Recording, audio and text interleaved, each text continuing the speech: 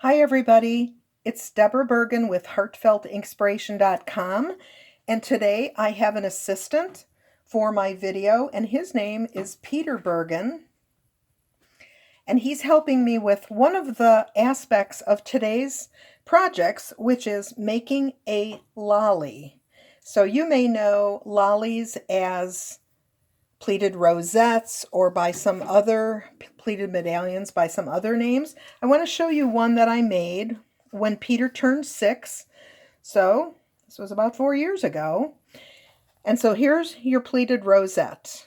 You can make these in a variety of sizes, but as you're going to see, this is about the same size as I'm making for my current project. So as a matter of fact, it is.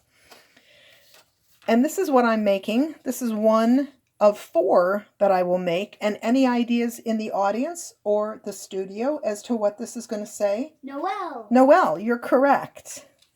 So one of the things that you need to decide is how deep of a strip you're going to create. So I think you can figure this out, that this is a strip that goes around. And so this is this big. This is actually 1.25 inches. That's a really nice size. I could have gone a little smaller for this, but this is a banner for the fireplace in the family room, so I think this is going to be about right. The other thing is choosing your paper. So this has just a slight pattern to it. This is from the 'Tis the Season pack. Believe it or not, I do not have any 12 by 12 Christmas DSP. It's amazing. So I had actually used 2 pieces of 6 by 6, and I'll show you how I adjusted that. So whether you use a stripe or this is a diamond pattern or whatever, you're going to be, I think, kind of amazed or interested in how the pattern works out as it goes around the rosette. Okay, so let's get started. So again, I'm cutting a strip. If I had 12 by 12 DSP, I'd cut a strip 1.25 inches by 12 inches.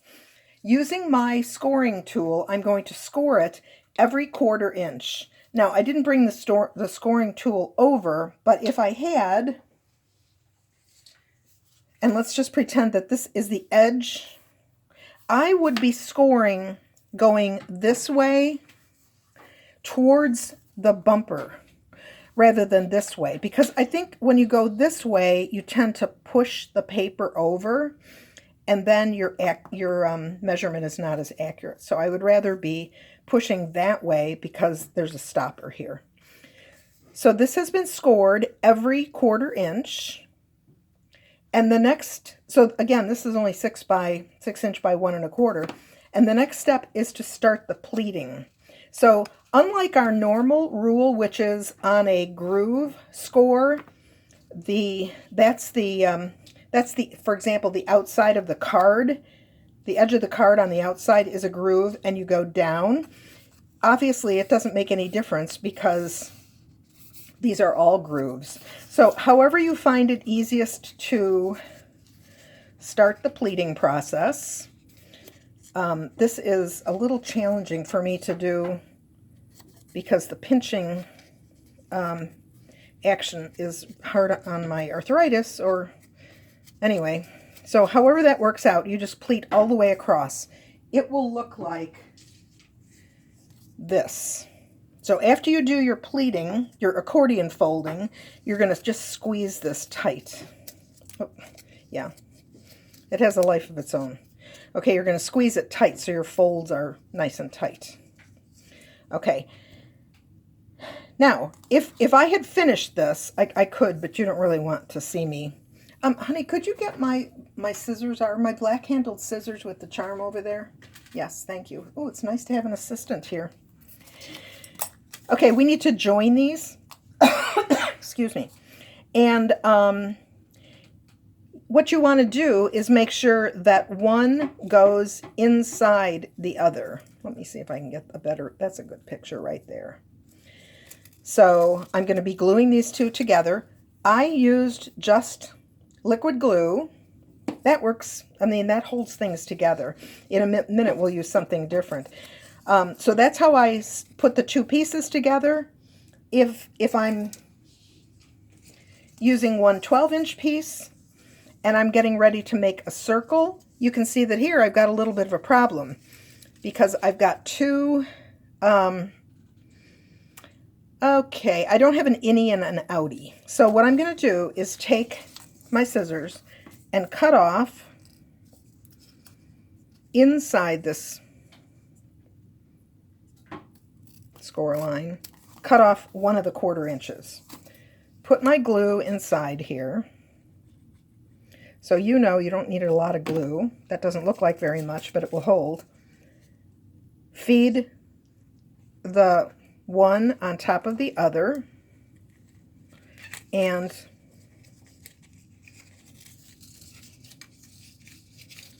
let them dry. So I'm putting the pleats back together. Okay, so that doesn't really, the liquid glue doesn't take very long to dry. Okay, and so do I have, what you end up with is something that I call the lampshade, because it does kind of look like a cylinder lampshade. Is that the one that's done, a cylinder lampshade, honey? Mm-hmm. Okay, so let's see what we've got here.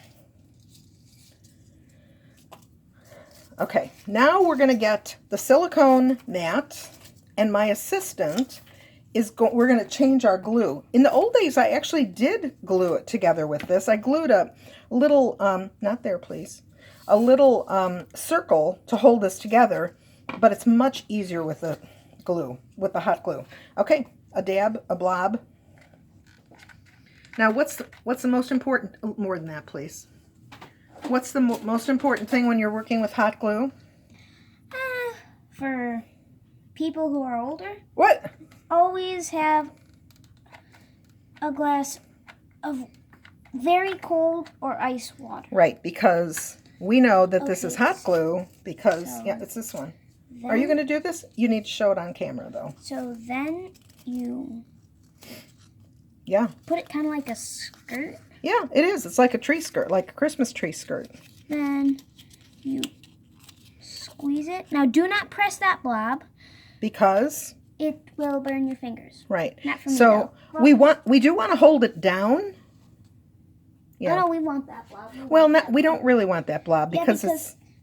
Oh, yeah, that's right. Okay. Okay, so while that is drying, you're going to take the O in this case. Oh, okay. And then...